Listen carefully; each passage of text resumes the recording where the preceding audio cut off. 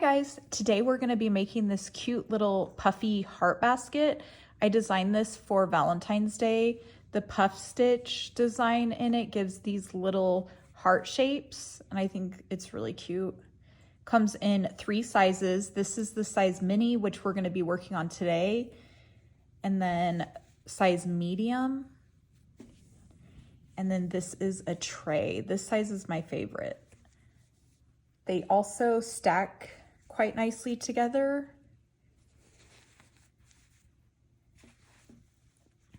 This is Lion Brand Wool Ease Thick and Quick yarn, size 6, super bulky. The color I have here is Celebration, which isn't shown in the basket, but it's another great color to use because it has these little flecks of colors in it. So for this basket, I use Cranberry, Potion, and Rouge. Today we're going to be using Cranberry, Rouge, and Fisherman.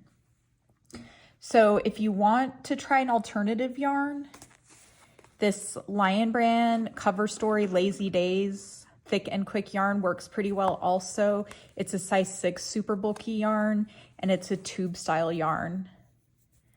And I believe it's 100%, yep, 100% polyester. So it works up nice, but it does work up quite a bit smaller. I'm going to show you a side-by-side. So this is the medium size basket.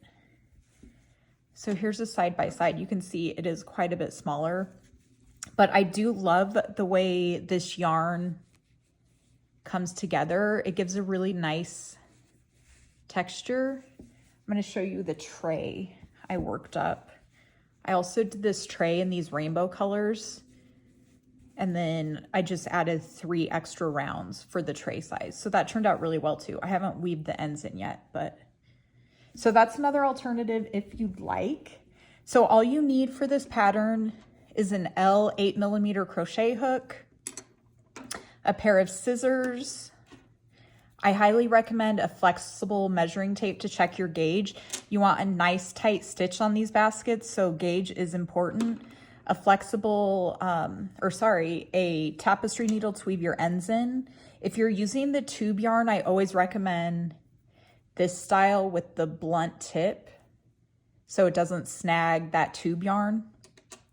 And then if you want the cute little tags like I have, I get these on Etsy and I'll link them below. They're just little screw-on tags. You can screw them on by hand or use a little tiny screwdriver. So all of the links and the written pattern for all sizes will be free on my blog and listed below in the caption. I'm gonna get set up and we're gonna start on the size mini. Okay, so we are working on the size mini and we're starting with the color Cranberry. You just want to have a tail long enough to weave your end in. And we're going to create a magic circle or a magic ring. So you take the tail and wrap it around your finger twice. Insert your hook under 2 loops, yarn over, pull up a loop, and then chain 1 to secure. Okay, now we're going to work 9 half double crochet in the circle. So you yarn over, insert your hook, yarn over, pull up a loop, yarn over, and pull through 3. So again, yarn over, insert your hook into the circle, yarn over, pull up a loop, yarn over and pull through 3. You want to do that for a total of 9. So we have 2, 3, 4, 5, 6, 7, 8, and 9. Then you just pull that circle to close, and then you join with a slip stitch to that beginning half double crochet. So find that first half double crochet, insert your hook under both loops, pull the working yarn a little bit tight on your hook, and then slip stitch to join. So 9 half double crochets the beginning for each size.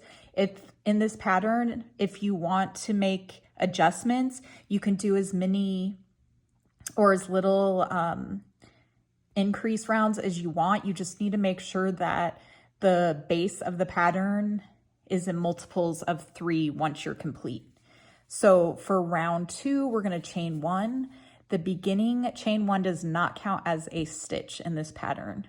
And then we're going to work 2 half double crochet in each stitch around. And you want to work right into that first stitch, the same one that you chain 1 out of. So 1, 2, and then 2 in the next stitch. 2 in the next stitch. And just repeat that around for a total of 18. Okay, so I completed 18 stitches. We're going to join with a slip stitch again. So insert your hook under that first half double crochet. Again, tighten the working yarn and join with a slip stitch. So I've said this before, but the reason I tighten that working yarn is to make the seam a little bit less visible. Okay, so round 3, we're going to chain 1, half double crochet in the first stitch, 2 half double crochet in the next, and we repeat that around. So 1 half double crochet and then 2 half double crochet in the next stitch. We repeat that around for 27 stitches total. Okay, round 3 is finished. We have 27 stitches. We're going to join again with the slip stitch, pull that working yarn. Okay, and then you can check your gauge here after round 3. We should be about 4 to 4 1/4 inches across. And we are exact, we're kind of right between. So that's perfect. You definitely don't want it much larger. It could be a little bit tighter and that would work as well. You just want a nice sturdy basket. Okay, so the base has 1 more round of increases. So we're gonna chain 1 and then we're gonna half double crochet 1 in the first stitch, half double crochet 1 in the second, and then 2 half double crochet in the third stitch. Okay, and then repeat that around. So 1 half double crochet in the next 2 stitches and 2 half double crochet in the next. So half double crochet, and then 2 half double crochet. Repeat that around for 36 stitches. Okay, so I completed round 4. We have 36 stitches total. Again, we're joining with a slip stitch. If you're working on the size medium basket, you want 1 more increase round for a total of 45 stitches. If you're working on the tray, you want 3 more increases. So the next round would be 45, and then 54, and then 63. The sides are worked up exactly the same no matter what size you choose. It'll just be a repeat of these puff stitches. So you'll have a different stitch count if you do the larger sizes, and you might have more rounds depending on how tall you make your basket, but that's all in the written instructions. So I'm just giving you the basics on how to make the mini size, and then you can go from there easily. Okay, so we're starting that first round of puff stitches. We're gonna chain 1. So a puff stitch is just a series of unfinished half double crochet. You can do as many half double crochet as you want before you finish the puff stitch off. This is a 7 loop puff stitch, which consists of 3 half double crochet. So you yarn over, insert your hook in that first stitch, yarn over, pull up a loop. You want to kind of elongate the loops like that to where it's all even when you pull your hook up like that. Okay, so that was 1. Yarn over, insert your hook into that same stitch again, yarn over, pull up a loop. See how I'm elongating it to make it even? Okay, and then we'll do that 1 more time until we have a total of 7 loops on the hook. So 1, 2, 3, 4, 5, 6, and 7. And then you yarn over and pull through all 7. And then chain 1. Okay, we're gonna do 1 more into that same stitch. That's what creates this V shape. So 2 puff stitches are worked into the same stitch. Okay, and the first one where you did that join is the hardest one to get into because that tends to be kind of a tight stitch, but the rest are pretty simple. Okay, so again, yarn over, insert our hook into that same stitch, yarn over, pull up a loop, elongate it. See how my hook is about the same height as this other puff stitch? That's what you want. You don't want it so sloppy or so loose to where it's kind of sloppy. You just want it loose enough to where you can work the puff stitch easily. Okay, so I did it one more time. I'm gonna do it a third time. Okay, we got 7 loops on our hook. Pull through all of them. After you complete the last puff stitch in the stitch, you do not do another chain 1. So the repeat is puff stitch, chain 1, puff stitch, and then we skip 2 stitches. So 1, 2, skip, and then you go right into that next stitch and do a puff stitch. So yarn over, insert your hook, yarn over, pull up a loop, 3 loops on the hook, yarn over, insert your hook, pull up a loop, then you would have 5, 1, 2, 3, 4, 5 loops, and then 1 more. Okay, and now we should have 7. 1, 2, 3, 4, 5, 6, 7. Then yarn over and pull through all 7. Chain 1 and do 1 more puff stitch in that same stitch.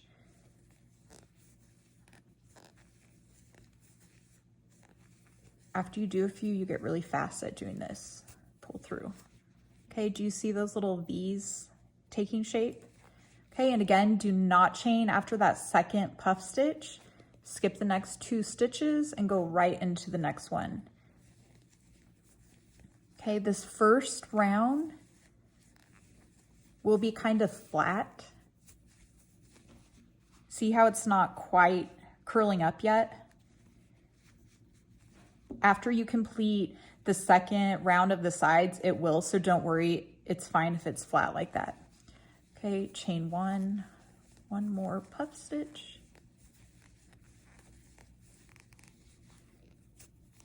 Okay, I'm going to show you 1 more. Okay, skip 2, puff stitch,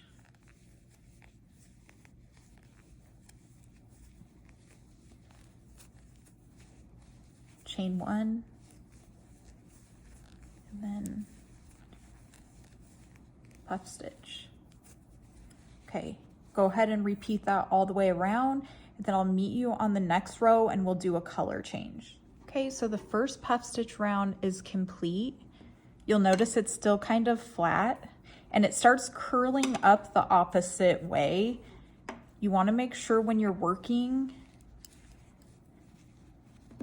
your work is facing the outside of you. If it's curling in like this and your work is, as you work, is facing the inside, that means it's inside out. So it has a tendency to curl the wrong way. So just kind of push it out like that. And then we're going to join with the slip stitch. So on the puff stitch rounds, we're going to join in the chain space that we created between the first and second puff stitch. So the chain space is right here. So instead of going into under the stitches, the V of the stitches, you go through the entire space. So just kind of pull that V apart and find the little gap. And that's where you're going to join with the slip stitch. Okay, and at the end of that round, you will have the 2 skip stitches. Okay. And you had a total of 24 puff stitches and 12 chains all the way around. Okay, and then we can just fasten off. So these puff stitches pretty much hide our fasten off points, so you do not need any kind of special fasten off. I do on the very last round of slip stitches, but on the puff stitch rounds you don't. So you can just kind of weave your end out of the way for now. I'm going to do it quick just to kind of get out of the way. I went ahead and weaved that beginning tail in to get it out of the way also. You can weave that in whenever you want. Okay. So this is what we have going. We're going to join the new color. So this is where we joined right here.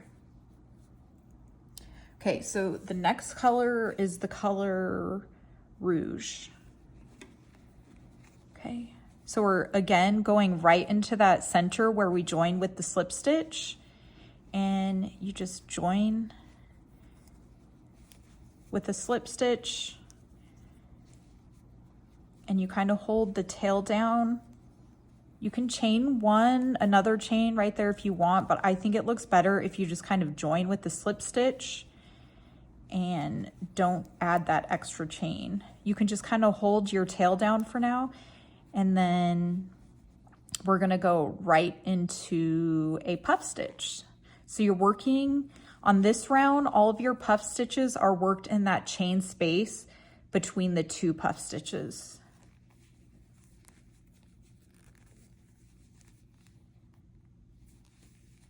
So again, 3 half double crochet, and then you yarn over and pull through all 7 stitches, chain 1, and then do the same thing in that same chain space.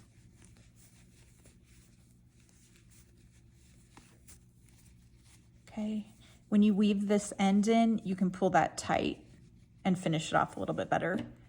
Okay, and then we move to the next stitch. You find that chain space between the 2 puff stitches. You just yarn over, insert your hook, pull up a loop, do that 2 more times for a total of 3 times till you have 7 loops on your hook. And again, after that first puff stitch, chain 1, then do another puff stitch. So the only difference on this round is you're working in the chain space between the 2 puff stitches of the previous round, but the puff portion is worked exactly the same. So then find the chain space between the next 2 puff stitches and work another puff stitch. Then chain 1. Do another puff stitch in that same chain space. Okay, and then again, don't chain after that second puff stitch. You just go right into the next one. That helps the sides of the baskets come together a little bit better. If we were to do a chain 1 in between, the basket wouldn't be as straight and it would be a little bit looser. Okay, so we just repeat that all the way around.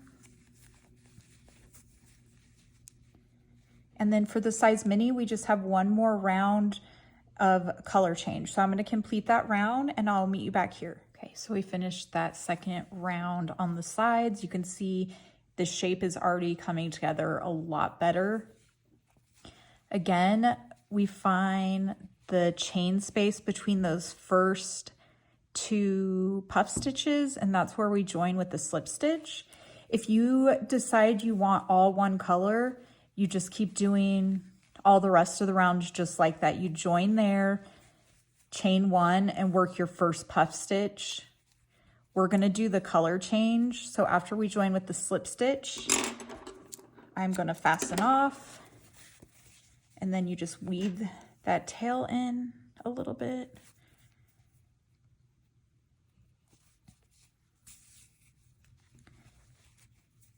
Just going to kind of weave it in here a little bit to get it out of the way for now. And I'll go back and weave the rest of the ends in later. Okay, so that's what it looks like. We're going to join that new color. So we're going to do Fisherman. So insert your hook right between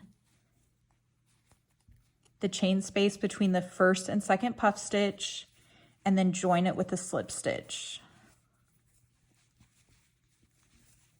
Okay.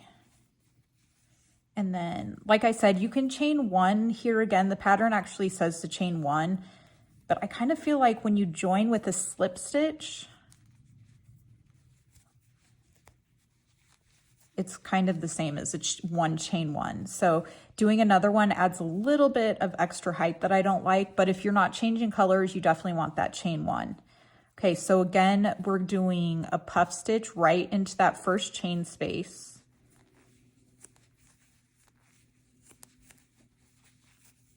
Chain one. And another puff stitch.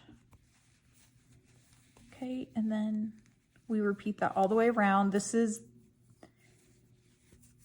identical to this second round on the sides. So we just keep doing that all the way around. And you'll see the sides come together even tighter now, and the bowl shape starts looking even nicer. Okay, let's do one more.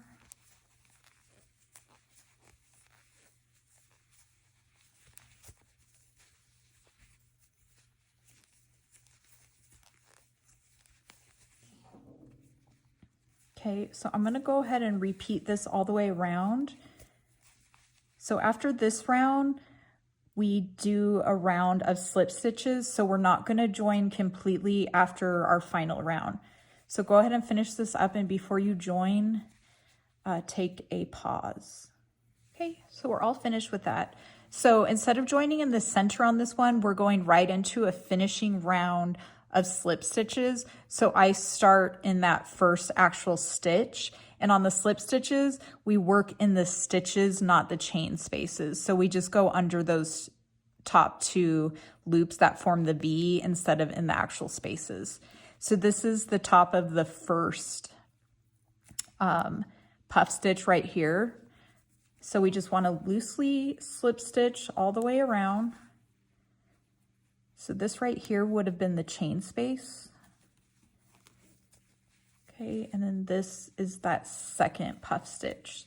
So you just go all the way around. And this just kind of finishes things off. I work loosely. If your basket's a little wobbly, you can work a little bit tighter to kind of firm that up a little bit, cinch it in a little bit. But I kind of pull the loop up even. I elongate it a little bit even with my hook before I pull it through. You can see, do like an extra little pull. Okay, and you just complete that all the way around. And we're gonna finish off with an invisible join. So I'll meet you and show you how to do that. So I finished that last round of slip stitches. So fasten off and leave a tail long enough to weave your end in. So in order to do an invisible join, you find the first slip stitch of the round, which was right here.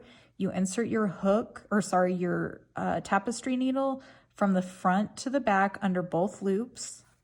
If you have trouble figuring out what your first slip stitch is, mark it before you work that final round. Mark the first stitch. Okay, and then you pull through. And then you find that last slip stitch that you created, which is right here. And from the front to the back, you insert the needle under the back loop only. And then you pull through, and you pull it tight enough to where the loop is about the same size as these other loops right here. And then you can finish weaving in under right here to finish it off. So you can see it creates a pretty seamless join. Okay, so then you can finish weaving the ends in.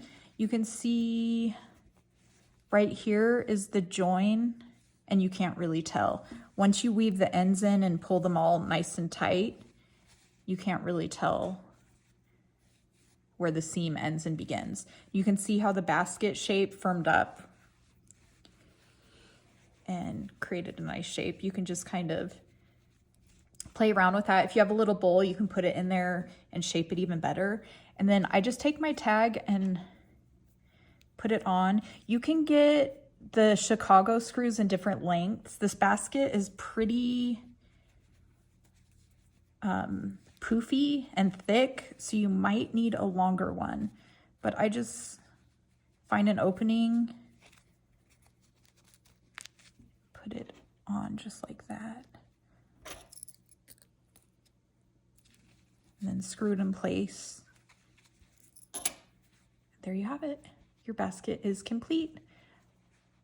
Like I said earlier, the links to all the written patterns will be in the caption below, and all the supplies needed. More information on yardage and all that is in the written information as well. Have a great day.